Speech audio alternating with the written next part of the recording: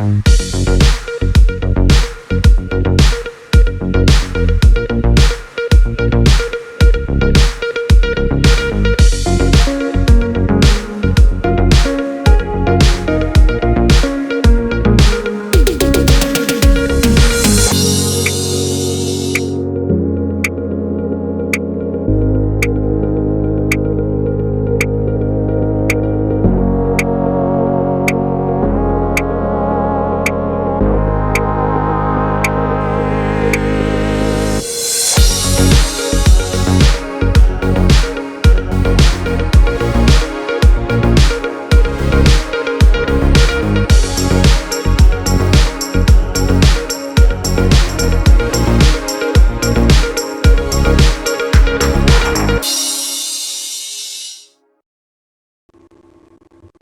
mengetahui sejak kapan munculnya ilmu pengetahuan, agar mampu berpikir sistematis, kritis untuk memperoleh kebenaran. Kita lihat dari sisi pengertian. Sisi dari pengertian,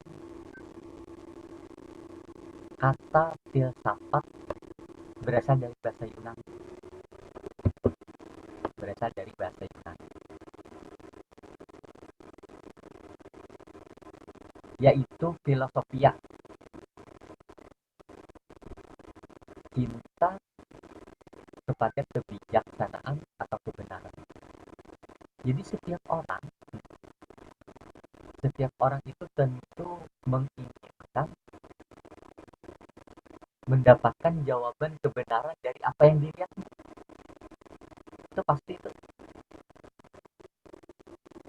Kenapa jadi begitu? Karena orang itu bisa merasakan dari gejala-gejala yang dia lihat.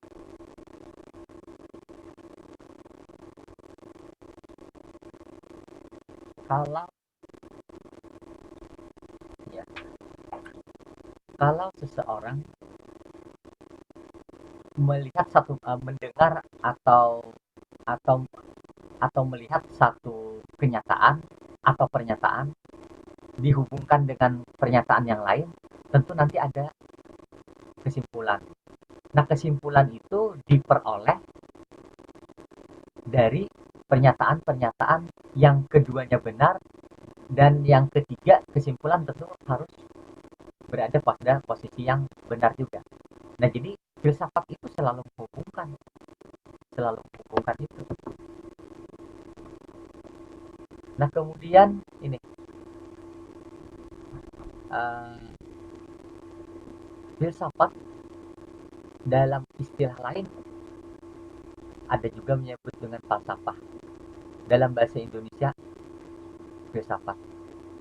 Kemudian dalam bahasa Belanda dan bahasa Jerman disebut dengan filosof. Disebut dengan filosof. Dari sisi filsafat kita lihat dari sudut ilmu. Dari sudut ilmu ya. Jadi dari sudut ilmu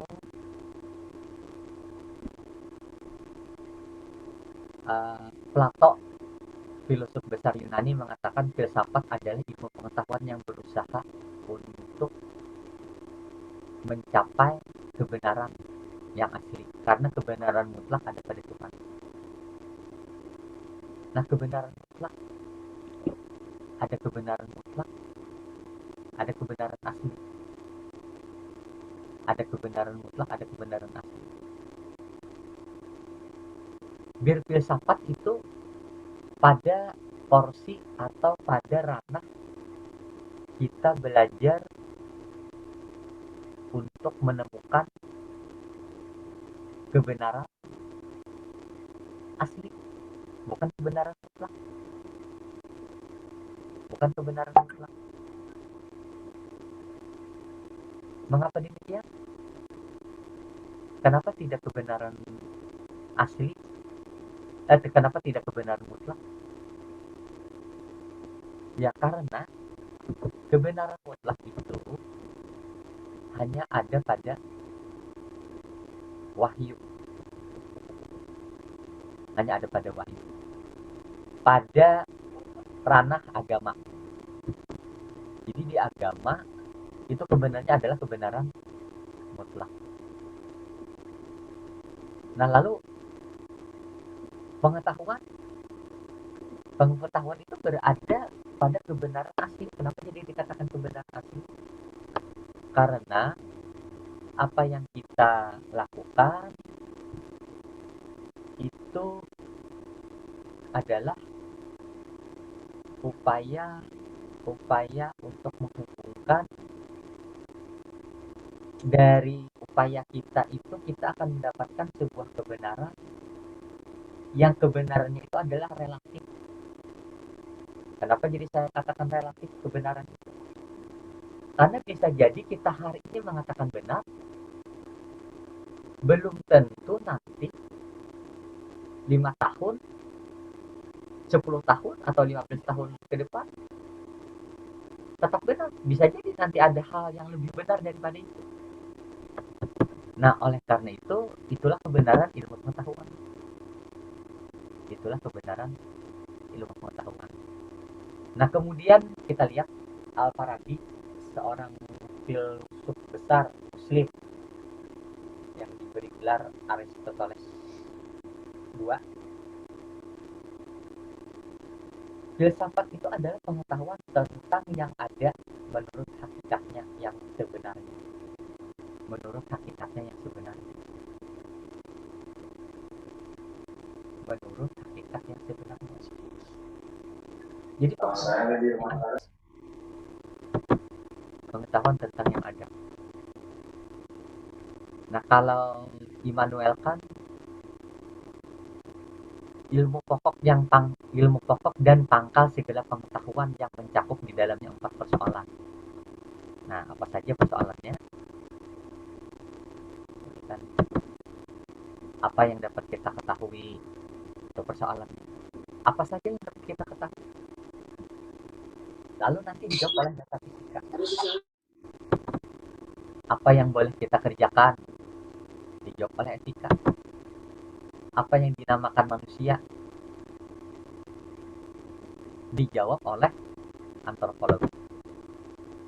Nah, sampai di mana harapan kita nanti dijawab oleh agama. Jadi berawal dari berpikir, berawal dari upaya melontarkan pertanyaan, itu nanti akan dijawab.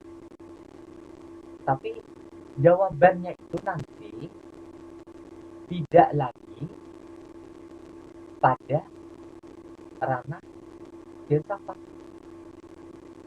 tapi sudah masuk kepada pengetahuan. Tapi di awal-awal itu adalah filsafat.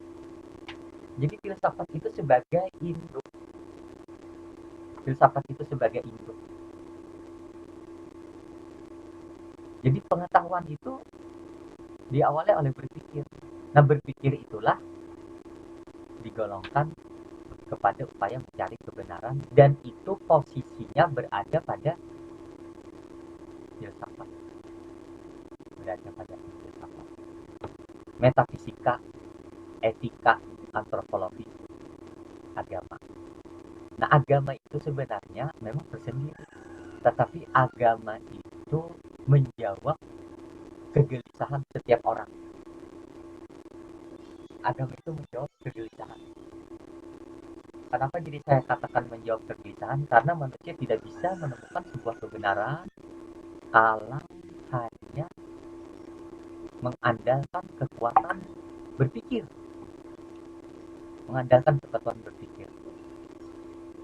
Tidak bisa kita. Jadi agama itu nantinya akan menjawab. Tetapi jawaban agama itu adalah jawaban mutlak. Disitulah diperlukan keimanan. Disitulah diperlukan keimanan. Tapi agama itu bisa dipahami.